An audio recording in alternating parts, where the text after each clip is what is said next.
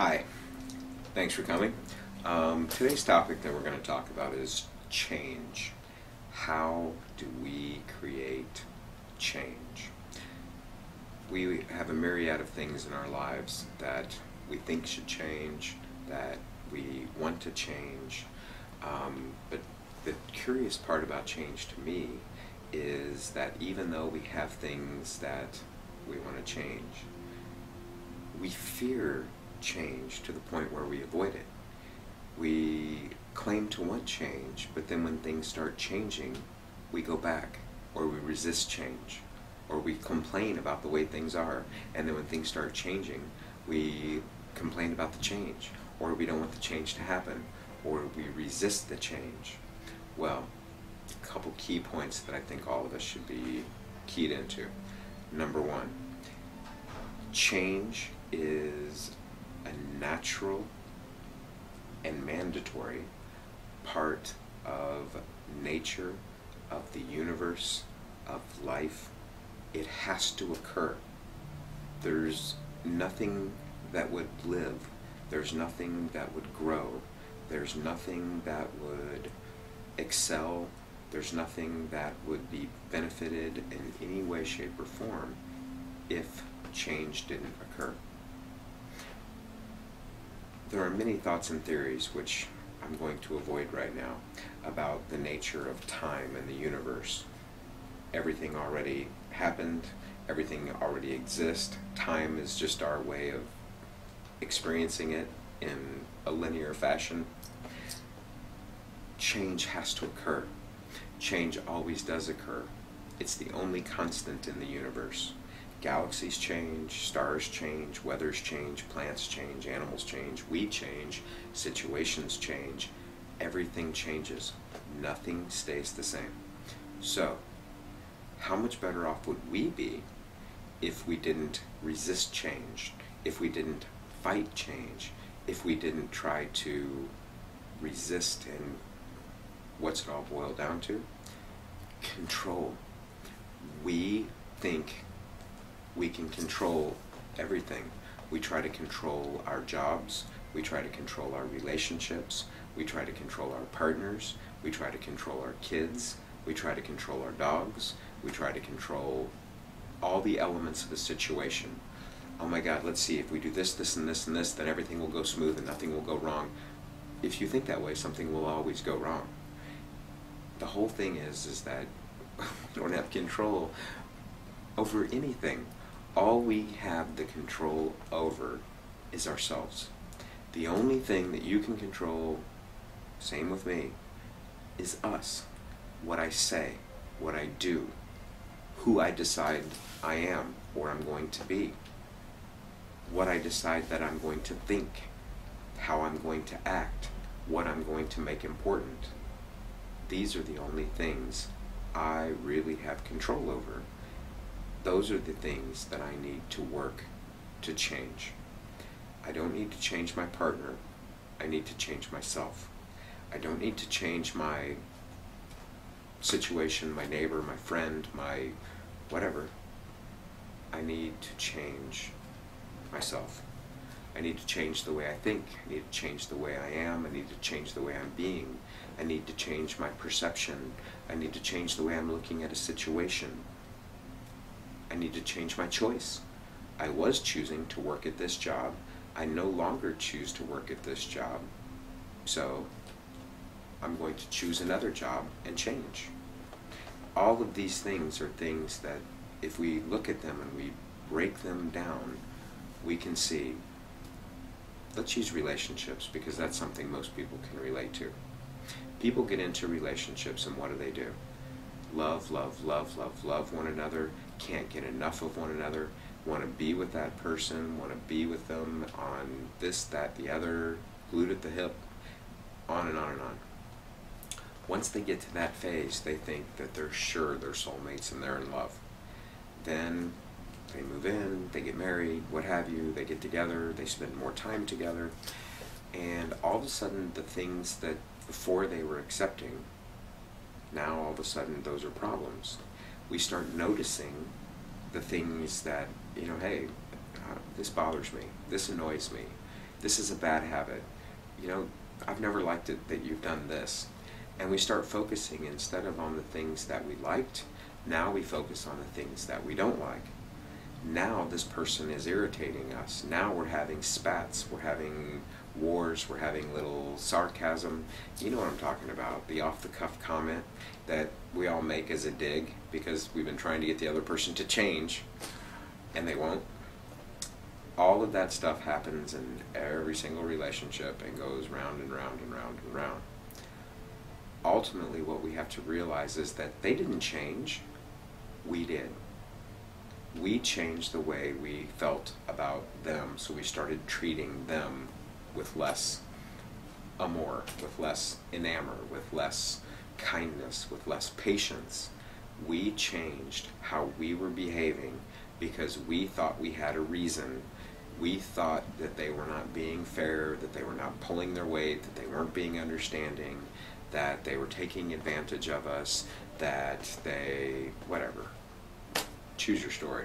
It doesn't matter what you plug in. The bottom line is that we accused them of changing. Well, the change that occurred was in us. They responded to the change we made. So, we say we want change. We say, I used to work with battered and sexually abused women. They would come in telling me that they wanted to leave their husband. Okay. Right up to the point where they got away, and we'd gone through all of the hassles and the headaches and the grief and the strength building and all, only to find out that they returned 7 times on average. This was hard for me to understand. What I learned was it's a psychological programming. We say we want change, that we can't take it anymore, whether it be our job or a relationship or a situation, but we are programmed, we are used to what's occurring. When we quit or when it stops, we have an emptiness, we have a void, we have something missing inside of us that we have to replace or that we have to fill the void. I can't tell you how many times people are upset and distraught over losing or ending a relationship that they came to me originally because they hated it and wanted out, or they hated it and were distraught by it, or they couldn't take it, or they couldn't stand it, or they were always complaining about it. And then all of a sudden it's over or taken away or ends and they want it back. The grass is greener syndrome, prime example of what I'm talking about. The point is that we have to accept and understand change occurs. We change partners, we change minds, we change people, jobs, friendships. All these things change. It doesn't mean we have to be upset. It doesn't mean we have to be bothered. Yes, we can be sad, we can be melancholy, but the bottom line is that we have choice in how we respond. If you kind of understand the circles of life, and if you study these teachings enough, what you'll realize is everything has its season. Biblically, all things come and all things go. Everything that you experience is something that you are in because there's something to learn. There's something for you to know. There's some benefit to you. There's something for you to do to benefit someone else. Everything in life has meaning and purpose. Just because we're not aware of it, just because we don't know what that is, doesn't mean that it's not there. And so what I'm explaining is that the reason change has to occur is because we won't grow without it. The reason we have to have a new relationship, well, how many times have we gone into a relationship and then been broken up with or devastated and heartbroken, only to find out that once we let ourselves heal 6 months, a year later, there was another relationship that was even better waiting in the wings. Job. How many times have we quit or lost or been fired from a job and thinking, oh my God, what am I going to do now? Only to find out that we ended up changing careers or getting a new and better job or on a new path, and something that would have never happened had the other not happened. This happens every single day. Think about your own life. Every single thing I told you earlier in my About page about my experience, what it showed me was every single thing that I thought in my life was bad actually seemed bad at the time because of my perception, because I was looking short-sightedly at what was going on, and my thoughts were, oh my God, it's going to be like this in the future. Fear, would have, could have, should have, or I'm afraid, what if, that kind of thinking. Every single thing that you look at in your life that is seemingly bad has good. It ends up having a positive outcome.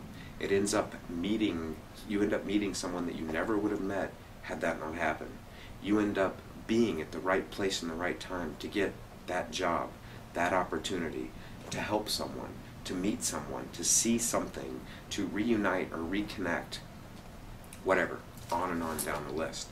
There's meaning and purpose, reasons. There are no accidents and there are no coincidences. Everything happens for a reason.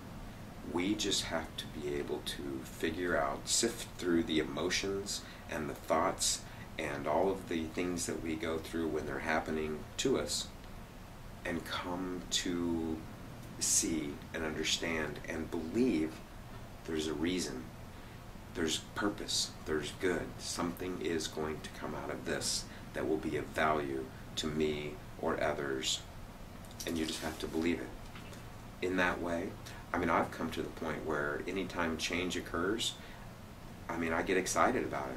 I'm like a kid in a candy store. It's like, yes, get to learn something new, get to experience something new. Or I'm like, this ought to be fun, this ought to be interesting. Always looking for what's good to come, because the universe does not punish us, it does not torture us. We do that to ourselves. We're the ones who are the perceivers. We're the ones who have sight and thought and emotion, and we decide what everything means. We decide if our flat tire is, oh my God, I can't believe this makes me so mad, or, wow, I had a flat tire. I wonder if I just got saved from an accident, or I wonder who I'm going to meet along the side of the road. It's a matter of perception. It's how you look at the problems. I just got fired. You probably didn't like the job, or you would have been doing a better job in the first place. Or you are now you're free to go do what you wanted to do. Start your own company. Launch your own practice. Do the things that you're meant to do. Here's the problem with life that I find. Most of us do what we think we have to, not what we truly want to. If you can imagine how many people are out there doing what they don't love to do, doing what they don't want to do, living an empty, meaningless life that is filled with nothing but drama and grief or boredom, a lack of heart, a lack of enthusiasm, a lack of excitement. Why do you think you see people at your job that are the bah humbug, or that are negative, or that are gossipy? Because that's all they have to do. And all of this becomes like a cancer, because we end up infiltrating, we get the negative mind going. Our work environments become vicious and no fun. Our lives become mundane and unfulfilling. We end up becoming couch potatoes, watching TV, gaining weight, arguing with our spouses, or looking for fun in all the wrong places. All of these things we humans do all the time. All I'm here to do is not to judge, but to say, what do you choose? What do you want to do? What change do you really want to make in your life that is from your own heart, your own soul, your own spirit, for your own desire and being and well-being? And I'm saying just think about those things. And if something bad does happen, if something changes and it's not good for you, at the moment, ask yourself, what possible good could come from this? You may not be able to see it at the time, completely understand, but watch for it.